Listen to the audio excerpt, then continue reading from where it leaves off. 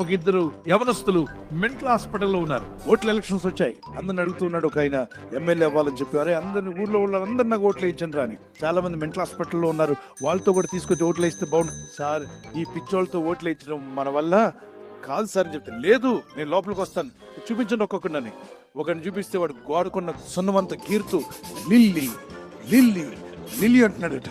ఆ సున్నా నోట్లు వేసుకుంటుంటే ఏమైపోయిందండి సార్, మెంటల్ వచ్చింది. అయినా మరి లిల్లీ అంటున్నాడు ఏంటి? లిల్లీ అనే అమ్మాయిని వీడు కాలేజీలో ఉన్నప్పుడు ప్రేమలో పడ్డాడు సార్.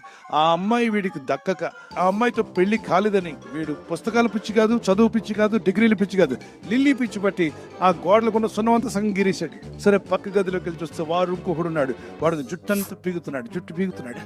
అప్పటికి అరగుండు కాయింది. జుట్టు ఎందుకు పీగుతున్నాడు, ఏం చేస్తుంది? వాడు కూడా లిల్లీ అని పీగుతున్నాడు. లిల్లీ అండో జుట్టు పీకోడు. ఏమిటి తల మీద ఉన్న జుట్టు పీక్కుంటూ లిల్లీ అంటున్నాడు, ఏంటి విషయం అని అడిగితే ప్రేమ ఫలించలేదని పిచ్చోడయ్యాడు కదా సార్. ఆ లిల్లీనే వీడు చేసుకున్నాడు సార్. చేసుకున్నాక వీడు పిచ్చోడయ్యాడు. వాడేమో చేసుకోక ముందు పిచ్చోడు, వీడు ఇప్పుడు ఇంతకీ లిల్లీ ఉన్న చెడ్డదా? లిల్లీ మంచిదే, కానీ వీళ్ళిద్దరు మనసులు తేడా. ప్రేమ దోమ అనుకుంటూ జీవితం నాశనం చేసుకుంటున్నారే. బాగా చదువుకుని ఉంటే వీడు ఉన్నత చదువు చదివి మంచి డిగ్రీలు సంపాదించుంటే, మంచి సంబంధం, మంచి ఇంటి అమ్మాయి ఎవరో ఒక సంబంధం వచ్చి వాళ్ళ పేరెంట్స్ పెళ్లి చేసి ఉండేవాళ్ళు కదా. లిల్లీ అంటూ పోయి ఏంట్రా ఇలా అయిపోయాడని. కనుక ఈ లోకం అనేది పిచ్చి పట్టించే విధంగా మనుషులు మోసం చేస్తుంది. ఆ ప్రేమ పిచ్చులు ఎందుకు పడతావు? కంట్రోల్ చేసుకో, వస్తుంటాయి. వాటిని జయించడానికి ప్రయత్నించాయి.